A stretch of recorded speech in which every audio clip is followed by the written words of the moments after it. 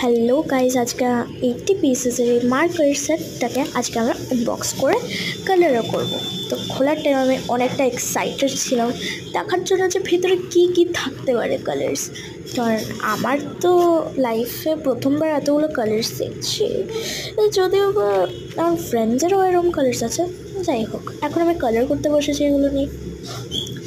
তো এটা actually fresh green কী করে হতে পারে? এটা তো clearly yellow kind of thing.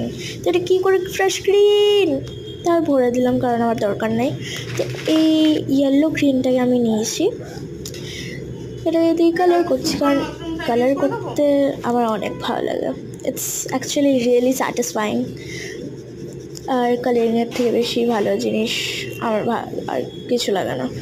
I like colouring is my therapy. তো এখন এটা আমার ইউজ করা হয়ে গেছে, তার জন্য আমি ভরে দেবো।